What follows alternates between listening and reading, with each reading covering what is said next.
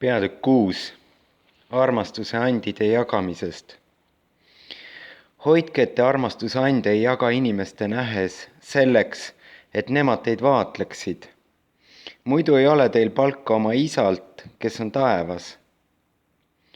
Seepärast, kui sa armastuse ande annad, siis ära lase enese eest sarve puhuda, nagu silmakirjatsejad teevad koguduse kodades ja uulitsail, et inimesed neid ülistaksid.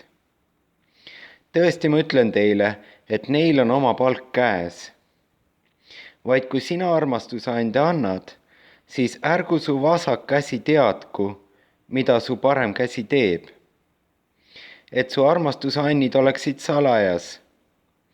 Ja su isa, kes näeb salajasse, tasub sinule. Õige palvetamine. Ja kui te palvetate, siis ärge olge nagu silmakirjatsejad, sest nemad armastavad palvetada koguduse kodades ja uulitsate nurkadel, et nad paistaksid inimestele silma. Tõesti, ma ütlen teile, et neil on oma palk käes. Ent sina, kui sa palvetad, siis mine oma kambrisse ja sule uks ja palu oma isa, kes on salajas. Ja su isa, kes näeb salajasse, tasub sinule. Aga kui te palvetate, siis ärge palju lobisege, nõnda nagu paganad, sest nad arvavad, et neid kuuldaks nende paljude sõnade tõttu. Ärge siis saage nende sarnaseks, sest Jumal, teie isa teab, mida te vajate, enne kui te teda palute. Meie isa palve. Teie palvetage siis nõnda. Meie isa, kes oled taevas, pühitsetud olgu sinu nimi, sinu riik tulgu, sinu tahtmine sündigu, nagu taevas, nõnda ka maa peal. Meie igapäevast leiba anna meile tänapäev ja anna meile andeks meie võlad, nagu meiegi andeks anname oma võlglastele. Ja ära saada meid kiusatusse, vaid päästa meid kurjast, sest sinu on riik ja vägi ja au igavesti. Aamen. Sest kui te annate andeks inimestele nende eksimused, siis annab teie taevane isa ka teile andeks. Aga kui te inimestele nende eksimusi andeks ei anna, siis ei anna ka teie isa teie eksimusi andeks. Õige paastumine. Aga kui te paastute, siis ärge jääge kurvanäoliseks, nõnda nagu silmakirjatsejad, sest nad teevad oma palge näotumaks, et rahvas näeks neid paastuvat. Tõesti, ma ütlen teile, neil on oma palk käes. Vaid kui sina paastud, siis võia oma pea ja pese oma pale, et su paastumine ei oleks nähtav inimestele, vaid su isale, kes on salajas. Ja su isa, kes näeb salajasse, tasub sinule. Tõeline varandus. Ärge koguge endile varandusi maa peale, kus koi ja rooste rikuvad ja kus vargad sisse murravad ning varastavad.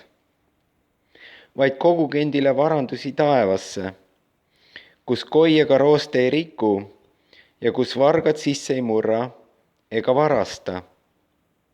Sest kus su varandus on, seal on ka su süda. Valgus ja pimedus. Ihuküünal on silm. Kui su silm on terve, siis on kõik su ihu valguses.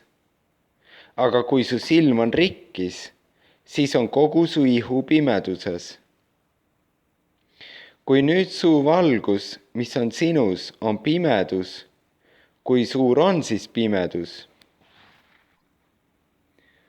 Mure ja lootus Jumala peale. Ükski ei või teenida kahte isandat, sest tema kas vihkab üht ja armastab teist või hoiab ühe poole ega hooli teisest. Te ei või teenida Jumalat ja mammonat. sellepärast ma ütlen teile, ärge olge mures oma elu pärast, mida süüa ja mida juua, ega oma ihu pärast, millega riietuda. Eks elu ole enam kui toidus ja ihu enam kui riided. Pange tähele taevalinde, nad ei külva ega lõika ega pane kokku aitadesse, ja teie taevane isa toidab neid. Eks teie ole palju enam kui nemad. Aga kes teie seast võib muretsemisega oma pikkusele ühegi küünra jätkata? Ja miks te muretsete riietuse pärast? Pange tähele lilli väljal, kuidas nad kasvavad. Nad ei tee tööd ega ketra. Ometi ma ütlen teile, et Saalomongi kõiges oma hiilguses pole olnud nõnda ehitud kui üks nendest. Kui nüüd Jumal rohtu väljal, mis täna on ja homme ahju visatakse, nõnda ehib, kas siis mitte palju enam teid, te nõdrausulised? Ärge siis olge mures küsides, mida me sööme või mida me joome või millega me riietume, sest kõike seda taotlevad paganad. Teie taevane isa teab ju, et te seda kõike vajate. Ent otsige esiti Jumala riik ja tema õigust, siis seda kõike antakse teile pealegi. Ärge siis olge mures homse pärast, sest küll homne päev muretseb enese eest. Igale päevale saab küllalt omast vaevast.